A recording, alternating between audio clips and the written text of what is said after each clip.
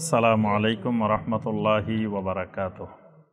আলহামদুলিল্লাহি ওয়াহদা ওয়াসসালাতু ওয়াসসালামু আলা মান লা নাবিয়্যা। এইজন্য এক নম্বর করণীয় রমাদান মাসের সেটি হলো ঈমানকে কুফর মুক্ত, শিরিক মুক্ত, নেফাক মুক্ত, বেদাত মুক্ত করা। চারটা জিনিসের কথা বলছি। এই চারটা জিনিস মানুষের আকীদার মধ্যে যদি এই চারটা জিনিসের যে কোনো একটা জিনিস ঢুকে ওই মানুষটাকে স্থায়ীভাবে জাহান্নামে বানাই দেয়। ওই মানুষটা রমাদান মাসে যত আমল করবে কোন আমল আল্লাহ রাব্বুল আলামিনের কাছে কবুল হবে না।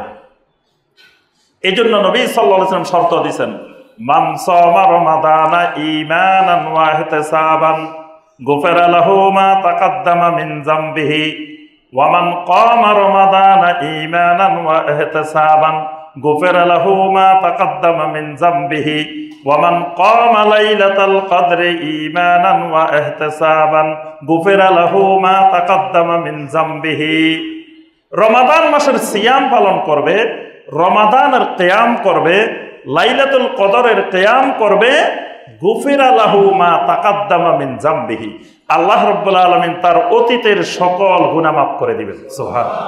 কিন্তু শর্ত একটা, ঈমানান ওয়া ইহতিসাবান। তিন জায়গায় নবী সাল্লাল্লাহু আলাইহি ওয়াসাল্লাম তিনবারে বলছেন ঈমানান ওয়া ইহতিসাবান।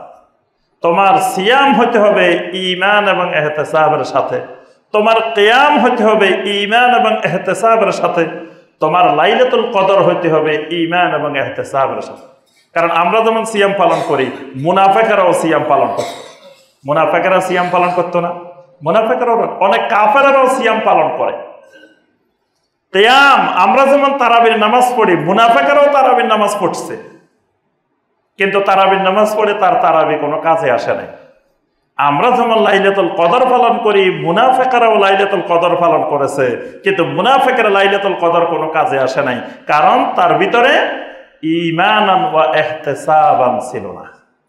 এই জন্য এক নম্বর শর্ত ঈমানান ওয়া ইহতিসাব, এটা এক নম্বর করণীয় রমাদান, কারণ এটার উপরে বাকি সব আমল নির্ভরশীল। দুই নম্বর করণীয় যেটা, সেটা হলো সিয়ামে রমাদান। রমাদান মাসের সিয়ামগুলোকে যথাযথভাবে পালন করা। এই সিয়ামের মধ্যে আল্লাহ রাব্বুল আলামিন অসংখ্য কল্যাণ বান্দার জন্য রেখেছেন। প্রত্যেকটি আমলের বান্দার আল্লাহ রাব্বুল আলামিন 10 গুণ থেকে শুরু করে 700 গুণ পর্যন্ত বাড়িয়ে দেন। নবী সাল্লাল্লাহু আলাইহি ওয়াসাল্লাম বলেন, কুল্লু আমালি ইবনে আদম ইউদাআফু লাহুল হাসানাতু বিআশরি আমসালিহা ইলা 700 দিফিন। প্রত্যেক বনি আদমের, ইমানদার বনি আদমের আমলগুলোকে আল্লাহ রাব্বুল আলামিন সর্বনিম্ন 10, সর্বোচ্চ 700 গুণ পর্যন্ত বাড়িয়ে দেন। সুবহানাল্লাহ।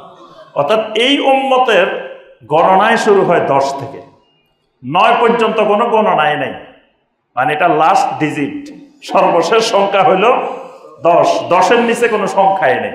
সুবহানাল্লাহ। মানে যে কোনো নেক আমল করবে সেটা আল্লাহ পাক 10 গুণ বাড়াই দিবেন, 10 থেকে শুরু করবেন।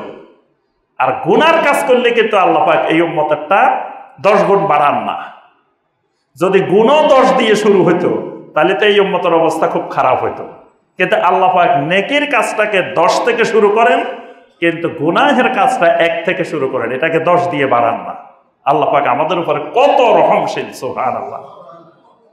700 গুণ পর্যন্ত আল্লাহ রাব্বুল আলামিন বাড়াই দেন। কিন্তু নবী সাল্লাল্লাহু আলাইহি ওয়াসাল্লাম বলেন ইল্লা সাওম, কিন্তু সাওমের হিসাবটা ব্যতিক্রম। এটাকে আল্লাহ পাক 10 থেকে 700 হিসাবের মধ্যে রাখেন নাই। এটাকে আল্লাহ পাক বলতেছেন ফাইন্নাহু লি ওয়া আনা আজজি বিহি।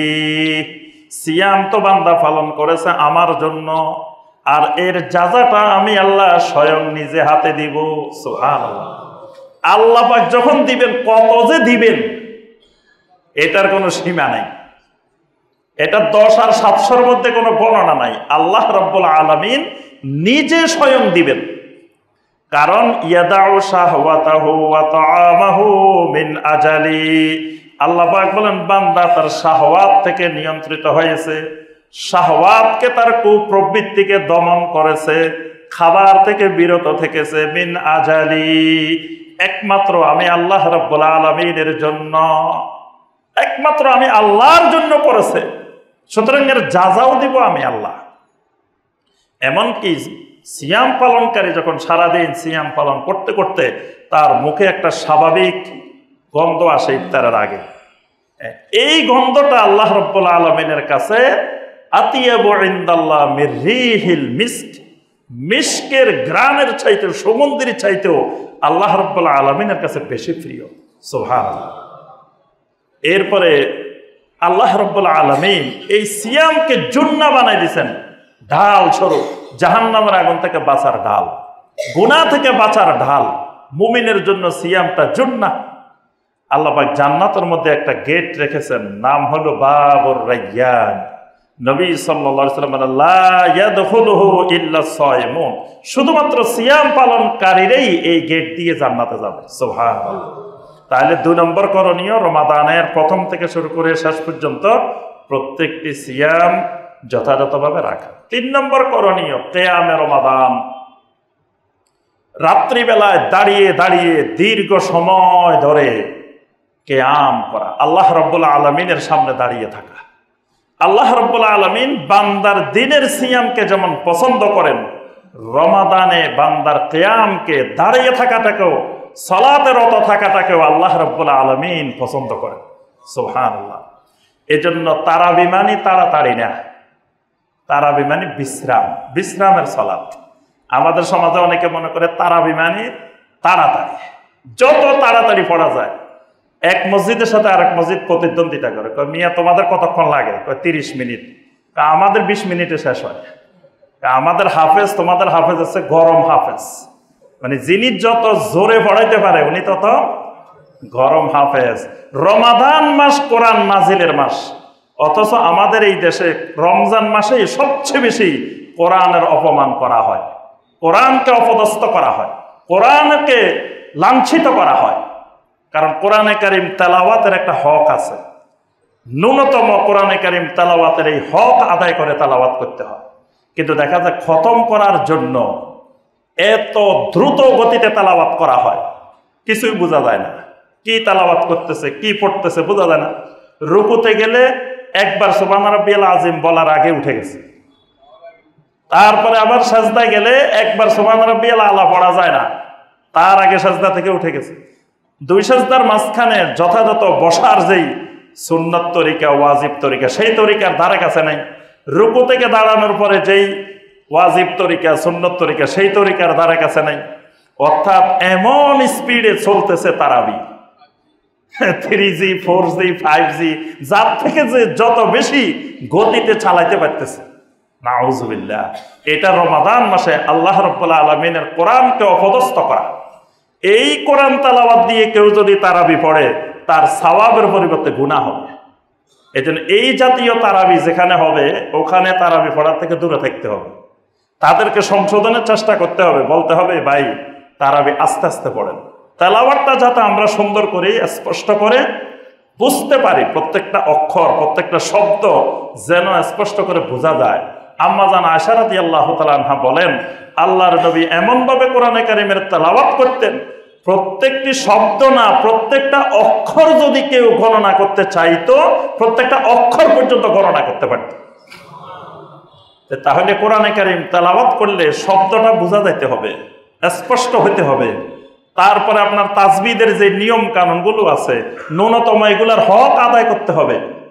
আর তারাবির সালাতটা রাত্রিকালীন সালাত, এখানে রুকু হবে লম্বা, স্বাভাবিক সময়ের রুকু হচ্ছে তারাবির রুকু হবে লম্বা, তারাবির সাজদা হবে লম্বা, তারাবির 2 সাজদার মাঝখানে বৈঠক হবে লম্বা, তারাবির রুকু থেকে দাঁড়ানোর পরে স্বাভাবিক সময়ের চেয়ে দাঁড়াবে লম্বা সময়, 4 রাকাত পর পর লম্বা সময় বিরতি থাকবে, গ্যাপ থাকবে।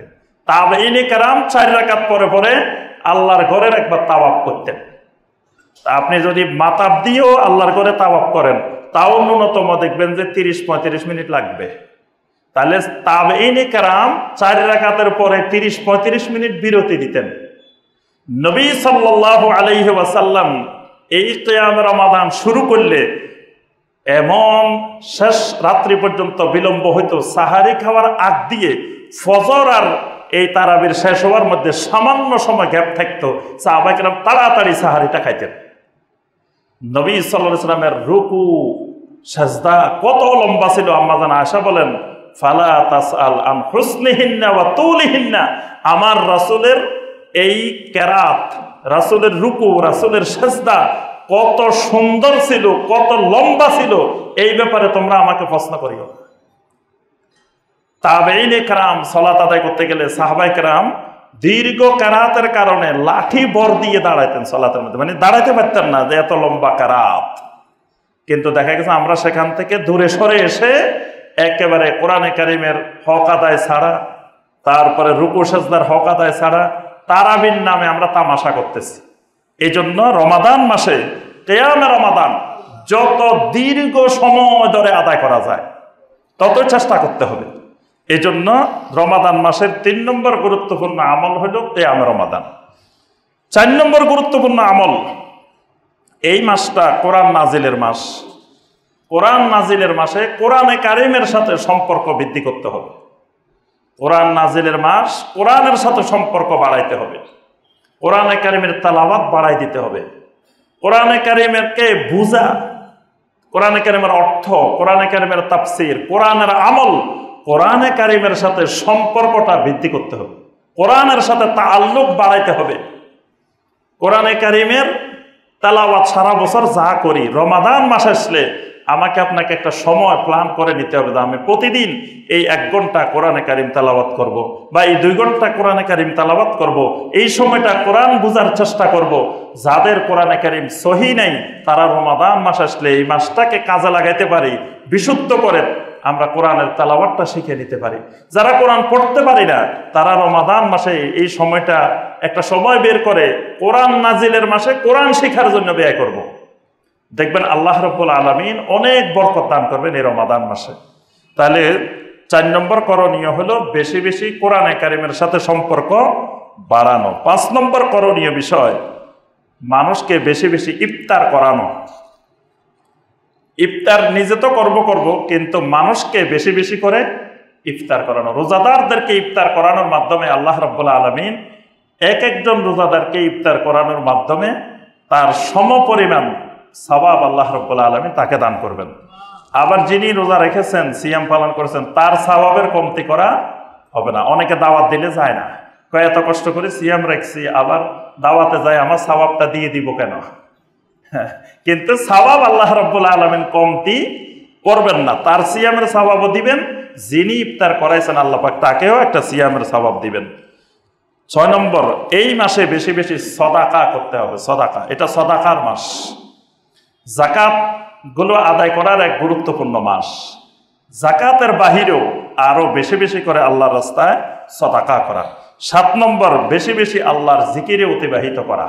চুপচাপ বসে না থেকে সারাক্ষণ কাসরাতু যিকরিল্লাহ, আল্লাহ রাব্বুল আলামিনের জিকিরের মাধ্যমে সময়গুলো অতিবাহিত করা। আর বেহুদা কথাবার্তা কমিয়ে দিয়ে একান্ত প্রয়োজনীয় কথাবার্তা বলার সাথে সাথে আল্লাহর জিকির বেশি বেশি করা। ৮ নম্বর, এই মাসে ইস্তিগফার বেশি বেশি করা, কারণ গুনাহ মাফের মাস, এজন্য তাওবা ইস্তিগফার এই মাসে বাড়াই দিতে হবে। ৯ নম্বর, তলাবু কাসবিল হালাল, হালাল উপার্জনের চেষ্টা করতে হবে।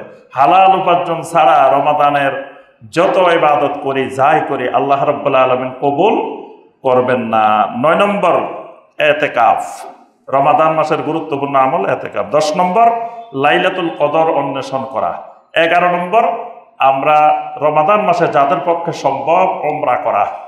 রমাদানের উমরাকে নবী সাল্লাল্লাহু আলাইহি ওয়াসাল্লাম বলছেন কাহাজ্জাতিন মাইয়া, যে আমি নবীর সাথে হজ করার সমতুল্য উমরাতুন ফি রমাদান, রমাদানে যদি উমরা করে। সুবহান।